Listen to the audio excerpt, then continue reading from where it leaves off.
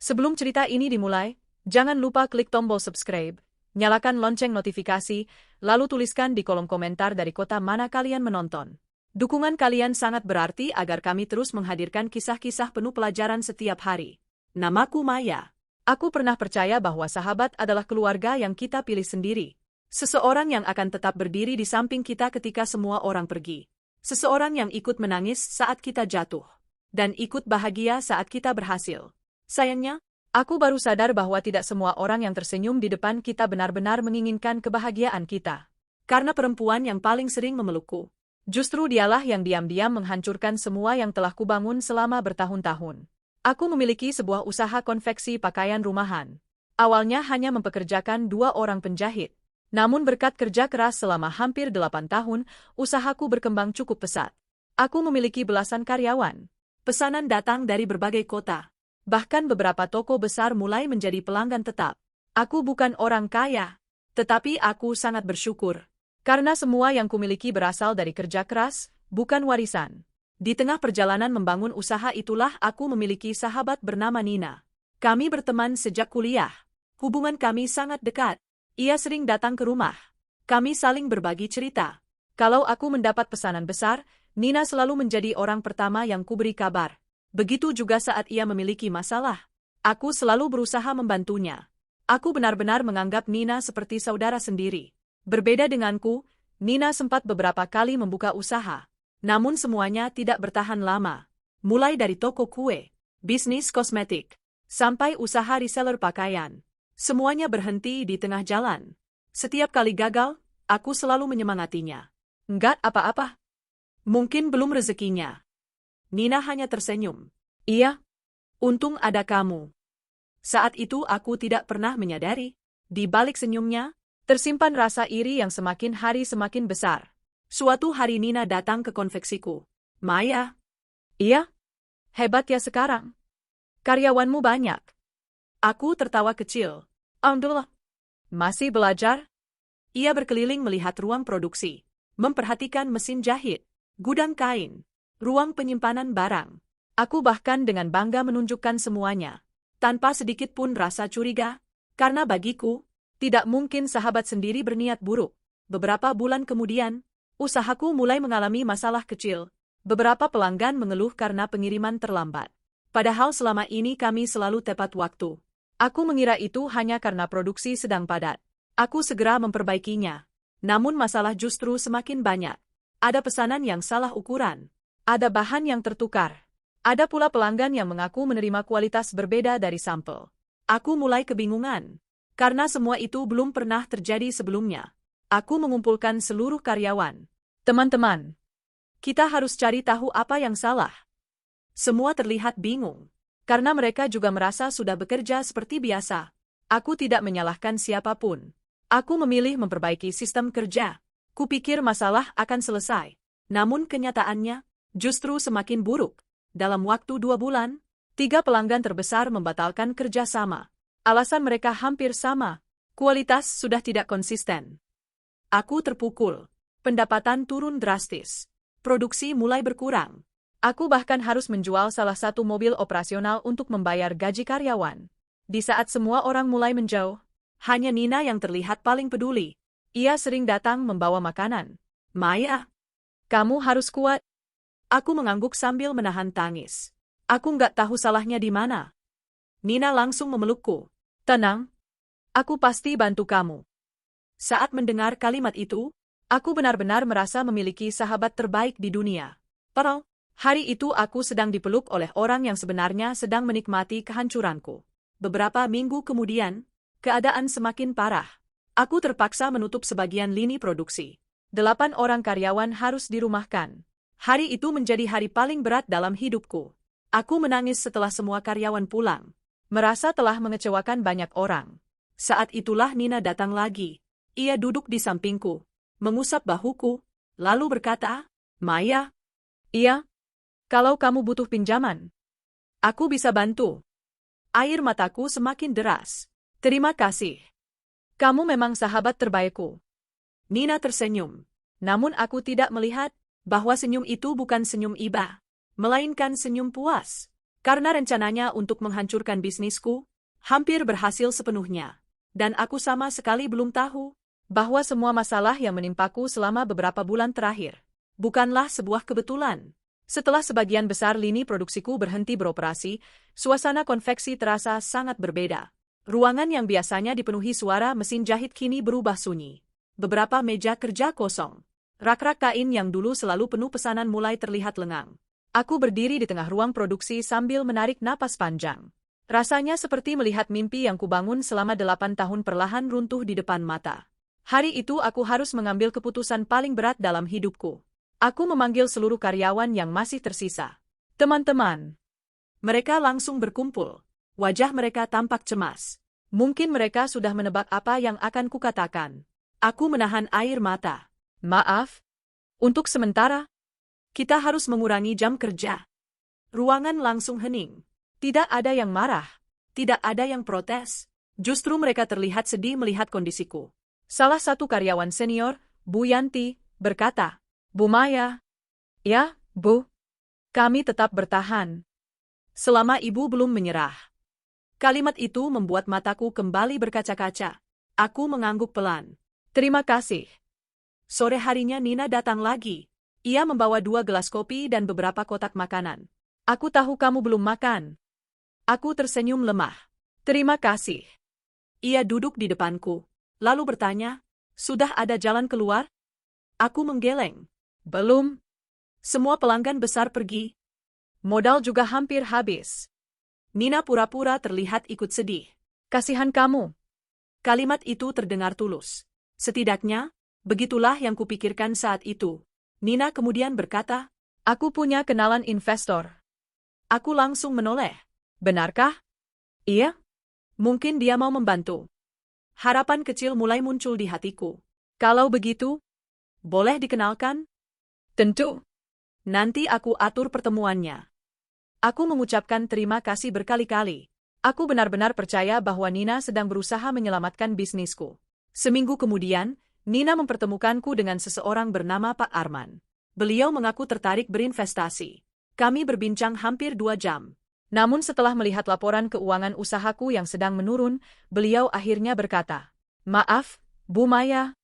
Saya belum bisa mengambil risiko sebesar ini. Harapan yang sempat tumbuh kembali hancur. Aku tetap tersenyum. Terima kasih sudah meluangkan waktu.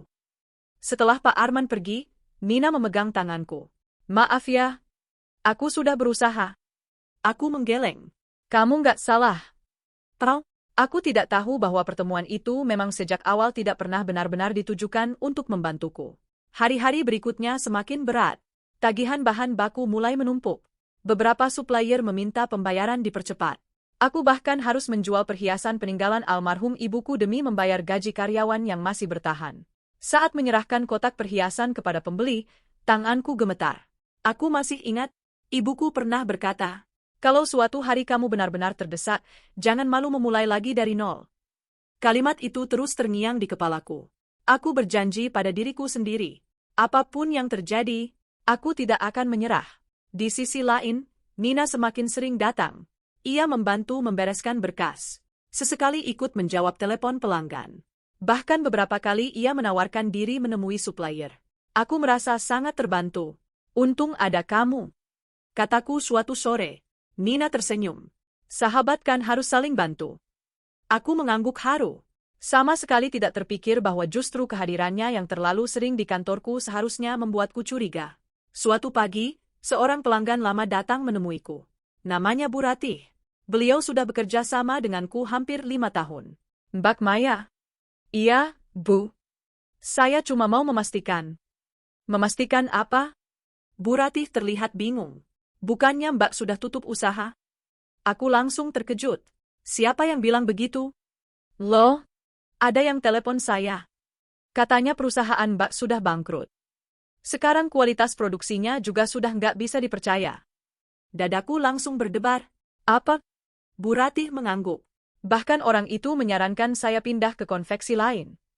Aku mulai merasakan ada sesuatu yang sangat janggal. Selama ini aku memang mengalami kesulitan.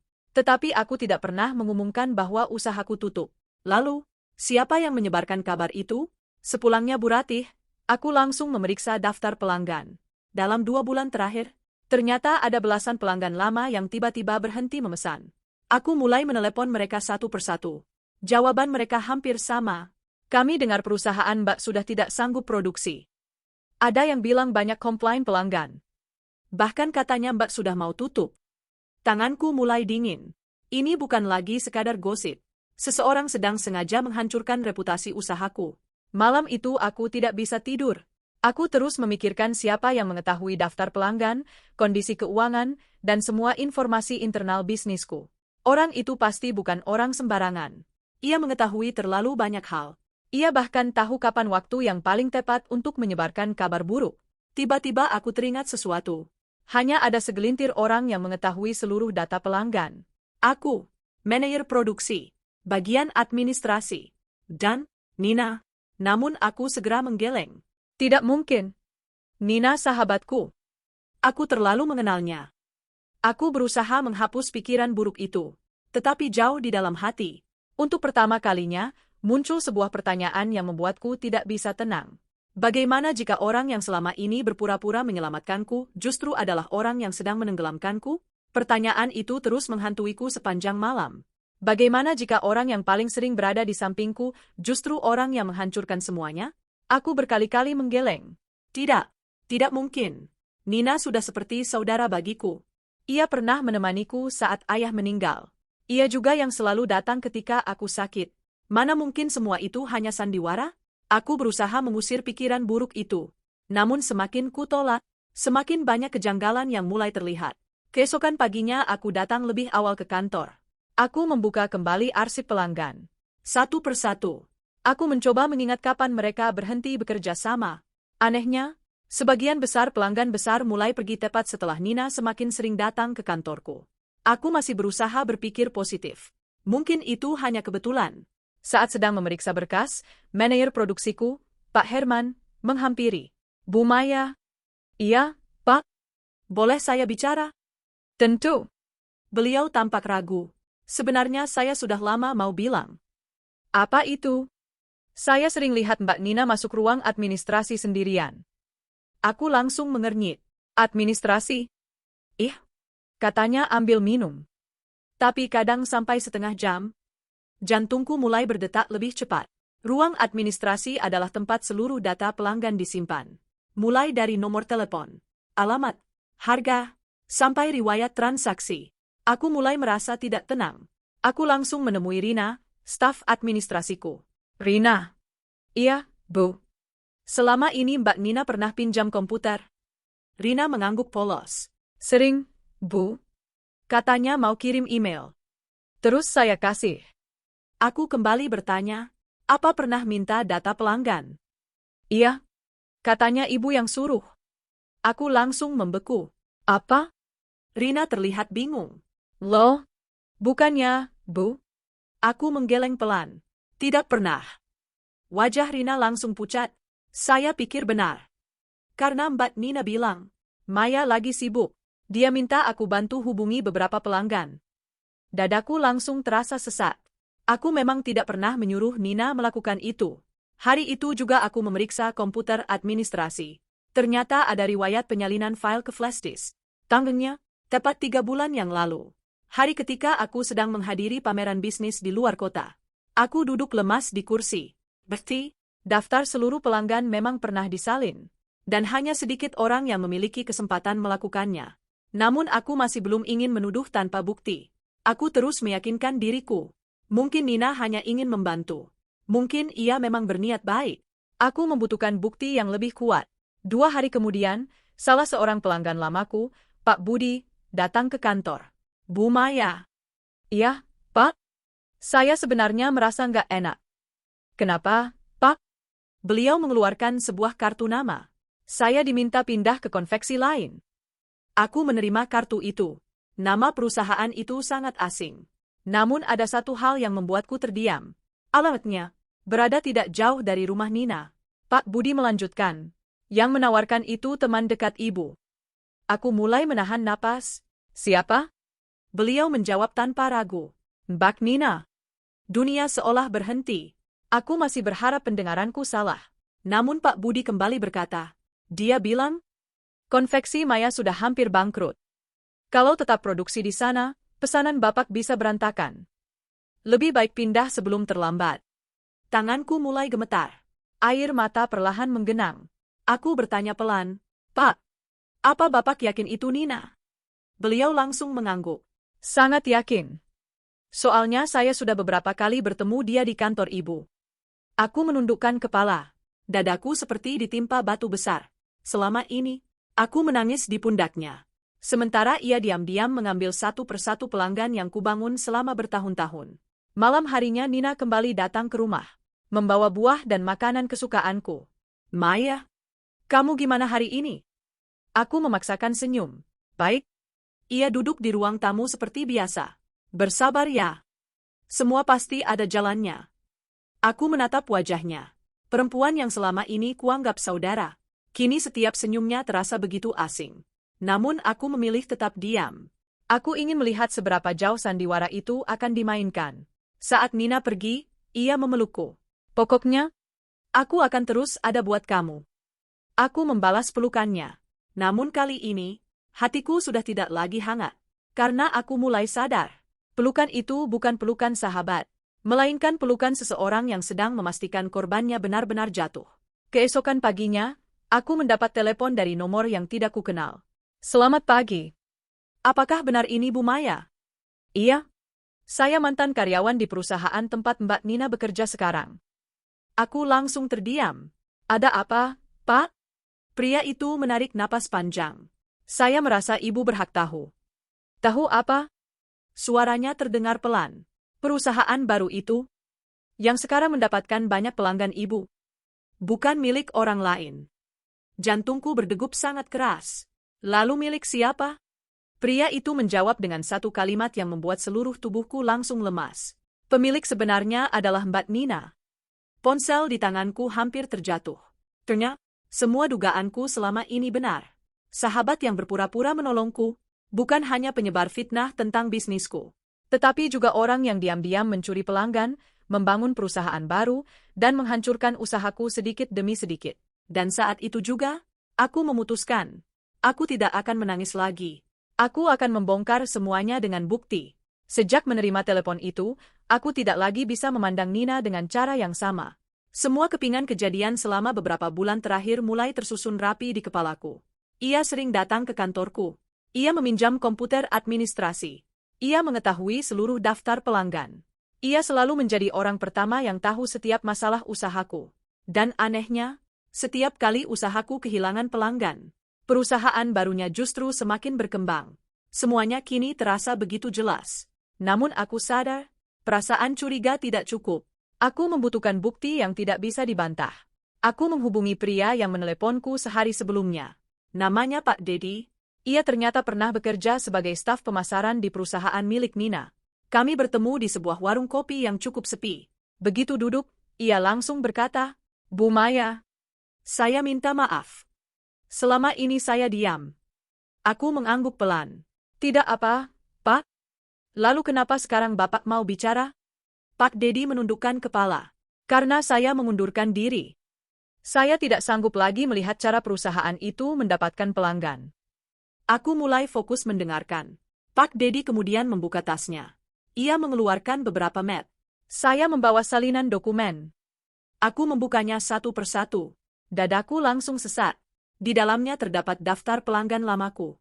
Lengkap, mulai dari nama perusahaan, nomor telepon, alamat, sampai nilai transaksi.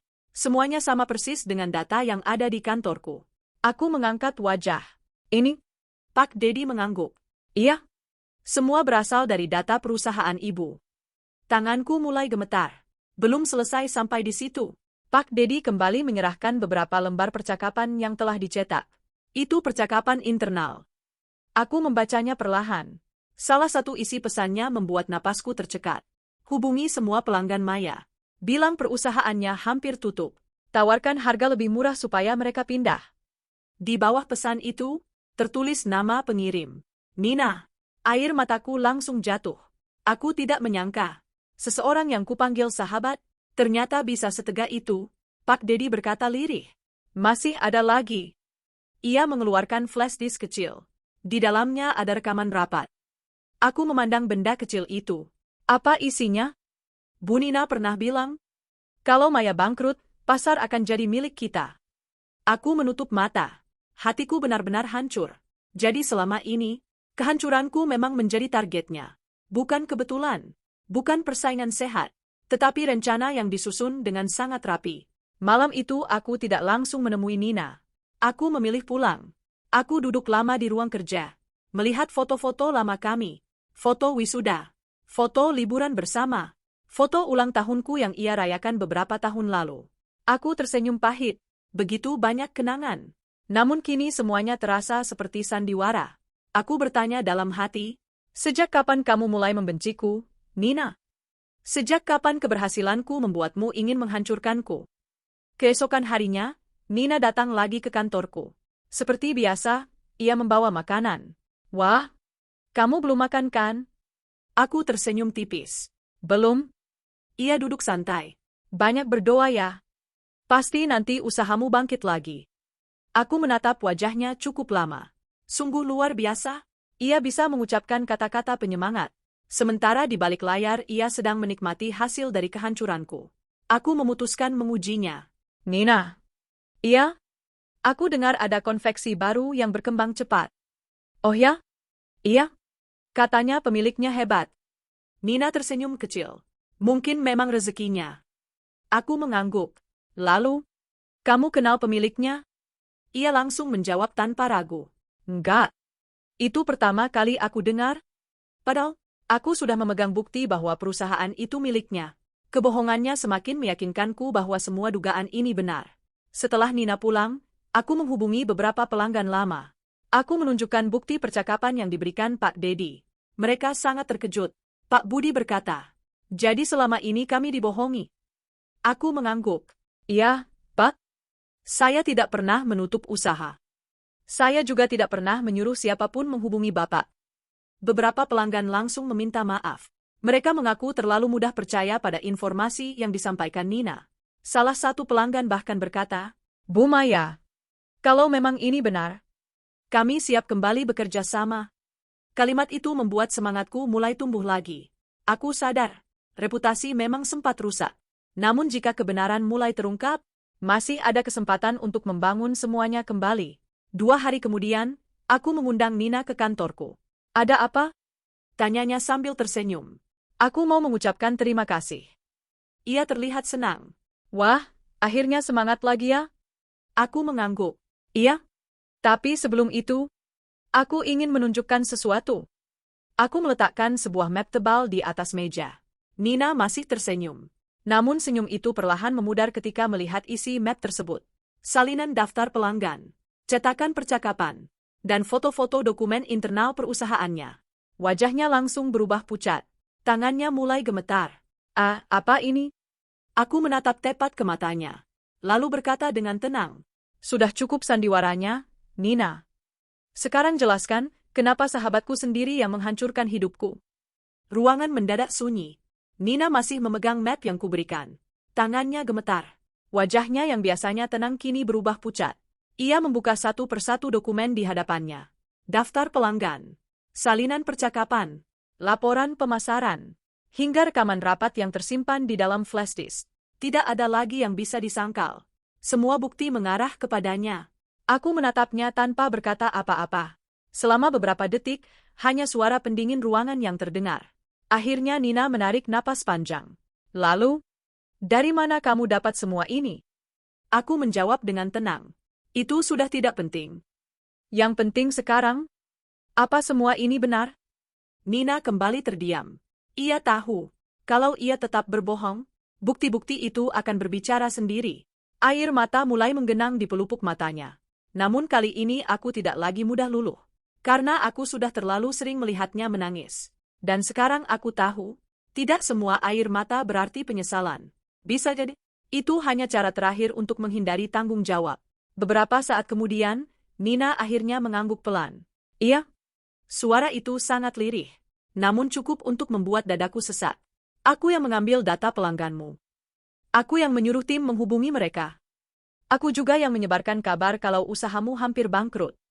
Meskipun aku sudah mengetahui semuanya, mendengar pengakuan itu langsung dari mulutnya tetap terasa menyakitkan. Aku bertanya dengan suara bergetar. Kenapa?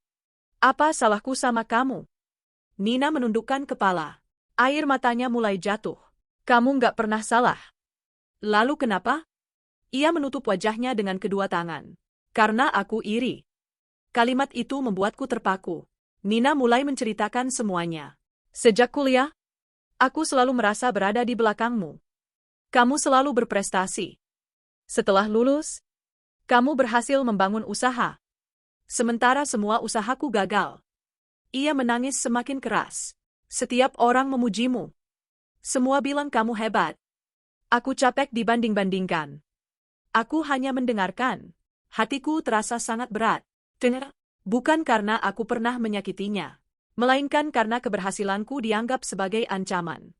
Nina melanjutkan, awalnya aku cuma ingin membuktikan kalau aku juga bisa sukses.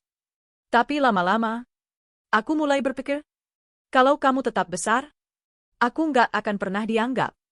Aku memejamkan mata. Jadi selama ini, persahabatan kami berubah menjadi perlombaan yang hanya ada di pikirannya. Sementara aku masih menganggapnya saudara. Aku bertanya pelan. Jadi selama ini, waktu aku menangis di depanmu, kamu sudah tahu penyebabnya? Nina tidak sanggup menatapku. Ia hanya mengangguk. Air mataku ikut jatuh. Itu yang paling menyakitkan. Bukan karena bisnisku hancur, tapi karena orang yang kupeluk sebagai sahabat adalah orang yang diam-diam menusukku dari belakang. Saat itu juga beberapa pelanggan lama yang sudah kuundang masuk ke ruang rapat. Pak Budi, Bu Ratih, dan beberapa mitra usaha lainnya. Mereka mendengar sendiri pengakuan Nina. Pak Budi menggeleng kecewa. Saya tidak menyangka. Kami pindah karena percaya ucapan Mbak. Bu Ratih menambahkan, kalau tahu kenyataannya begini, kami tidak akan pernah meninggalkan Bu Maya. Nina hanya menangis. Tidak ada lagi pembelaan. Beberapa hari setelah kejadian itu, kabar tentang kebenaran mulai menyebar. Satu persatu pelanggan lamaku menghubungi kembali. Sebagian meminta maaf. Sebagian lagi langsung mengirim pesanan baru. Mereka mengatakan bahwa mereka memilih kembali bekerja sama denganku karena kejujuran jauh lebih berharga daripada harga murah. Aku bersyukur. Bukan karena semua pelanggan kembali, melainkan karena kepercayaan yang sempat hilang mulai pulih sedikit demi sedikit. Aku juga memanggil seluruh karyawan yang dulu terpaksa kurumahkan. Kalau kalian masih berkenan, ayo kita bangun lagi usaha ini. Bu Yanti tersenyum sambil mengusap air mata. Kami memang menunggu hari ini, Bu. Perlahan-lahan mesin jahit kembali berbunyi. Ruang produksi yang sempat sepi kembali hidup. Tawa para karyawan terdengar lagi. Untuk pertama kalinya setelah berbulan-bulan, aku merasakan harapan. Sekitar 3 bulan kemudian, usahaku memang belum sebesar dulu, tetapi sudah jauh lebih stabil. Yang mengejutkan, beberapa pelanggan baru justru datang karena mendengar kisahku. Mereka berkata, kami ingin bekerja sama dengan orang yang mempertahankan kejujuran meski sedang dihancurkan. Kalimat itu menjadi penyemangat terbesarku. Aku sadar, reputasi bisa dirusak oleh fitnah. Tetapi karakter akan terlihat saat seseorang menghadapi ujian. Suatu sore, saat hendak menutup kantor, aku melihat Nina berdiri di depan gerbang. Tubuhnya tampak jauh lebih kurus. Ia tidak lagi mengenakan pakaian mewah seperti dulu. Matanya sembab. Maya? Aku menghampirinya. Ada apa? Ia menundukkan kepala. Perusahaanku sudah tutup. Aku tidak terkejut. Beberapa pelanggan meninggalkannya setelah mengetahui bagaimana ia mendapatkan mereka. Kepercayaan yang dibangun dengan kebohongan memang tidak pernah bertahan lama. Nina menangis. Aku kehilangan semuanya. Aku tahu. Aku pantas menerima ini. Lalu ia menatapku. Kalau waktu bisa diputar, aku lebih memilih tetap menjadi sahabatmu daripada menjadi pesaingmu. Aku menarik napas panjang. Aku sudah memaafkanmu, Nina. Tapi, persahabatan kita tidak mungkin kembali seperti dulu. Ia mengangguk pelan. Aku mengerti. Itu adalah pertemuan terakhir kami. Ia pergi tanpa meminta apapun lagi. Dan aku membiarkannya melangkah dengan konsekuensi dari pilihannya sendiri. Hari itu aku belajar satu pelajaran yang sangat berharga. Musuh yang paling berbahaya bukanlah orang yang terang-terangan membenci kita, melainkan orang yang terus tersenyum di depan kita sambil diam-diam berharap kita jatuh. Karena iri hati yang dibiarkan tumbuh, bisa mengubah seorang sahabat menjadi pengkhianat. Dan pada akhirnya, keberhasilan yang dibangun dengan kejujuran mungkin membutuhkan waktu lebih lama, tetapi akan selalu bertahan lebih kuat daripada kesuksesan yang diraih dengan menginjak orang lain.